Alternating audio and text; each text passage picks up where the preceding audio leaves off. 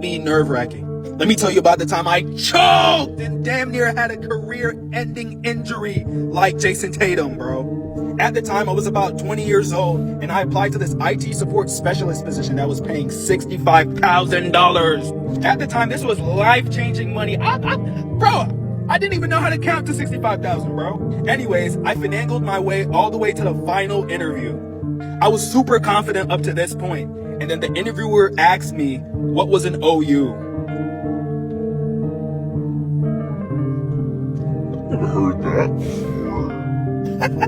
So I'm in the interview like, an OU? I know what an OU is. I don't know what an OU is. At this point, I knew I was cooked. So I tried to save face as best as I could. I could get back to you after this interview on what an OU is. Anyways, this dude was messing with me up until this point. His face went from to, and from that point, I knew I was cooked. Anyways, that job definitely ghosted me after that last interview.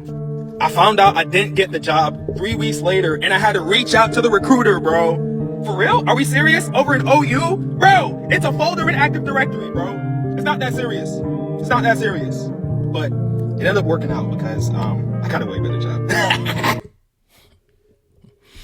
Well, things like that happen.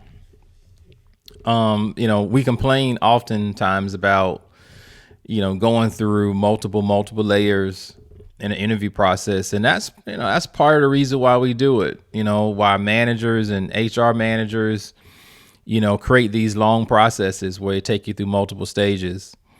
Usually at some point in that process, the truth comes out. You go through one stage, one interview. Okay, well, you can answer those questions and you can, get through it. But then as you go through the second interview, go through the third interview, you speak to the actual hiring manager opposed to an HR rep. Well, the truth eventually comes out. And obviously it came out in this situation. This is not the first time. This is not the only guy. I bet a bunch of you guys out here have gone through these interviews and this same thing has happened. A lot of times, when we go and apply for jobs, you go and you apply for, ones that you're qualified for. You check all the boxes. You've got it on lock. You'll go and apply for jobs that maybe you're overqualified, and you have to kind of clean up your resume a little bit. And then we apply for jobs and we know we are not qualified. We're like, shit, I'm going to go ahead and try anyway. I'm going to go ahead and put my name in the hat. And sometimes we can make it look great. We can fix our resumes up to look good. We go through that first initial interview, say with the recruiter, HR rep. We can answer the questions appropriately. Really do a great job. But eventually the truth comes out.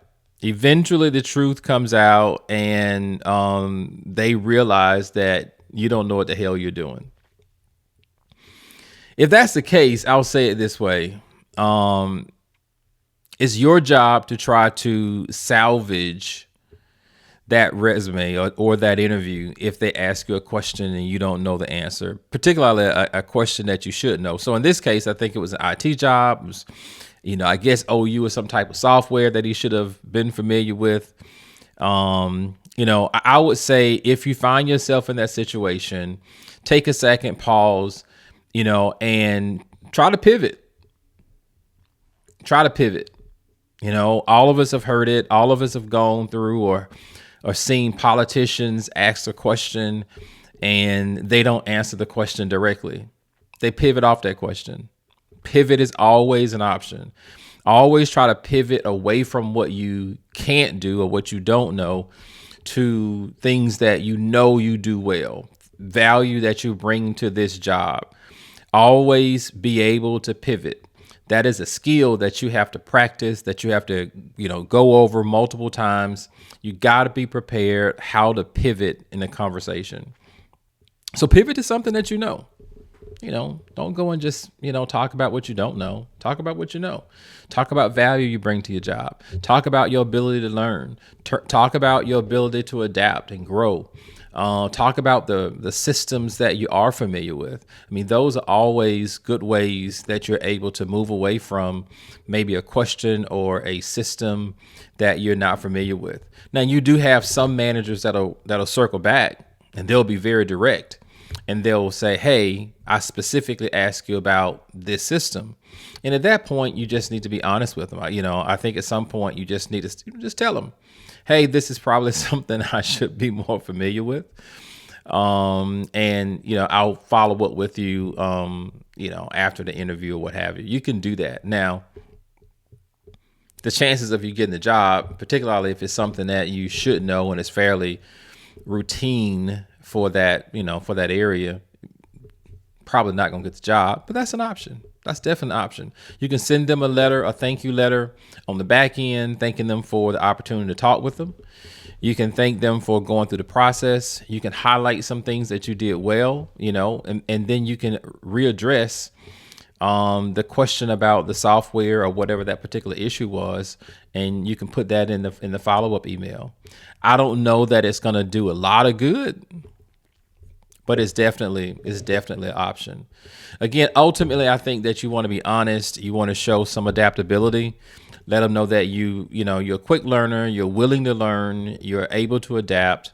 That's all great. And then, of course, a professional follow-up. But I think the biggest thing is knowing how to pivot. It's knowing how to take a question that you maybe don't quite know how to respond to and pivot to something that you do well.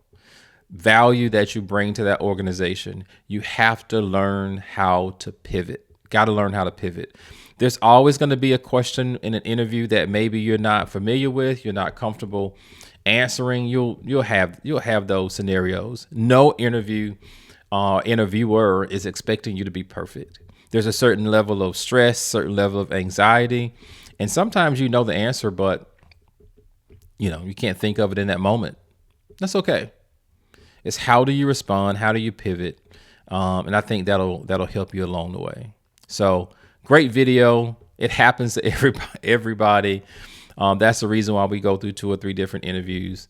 So learn how to pivot, and I think you'll be fine. Love to hear how you guys handle those situations. So I'll read them in the comments. And thanks for listening. Take care.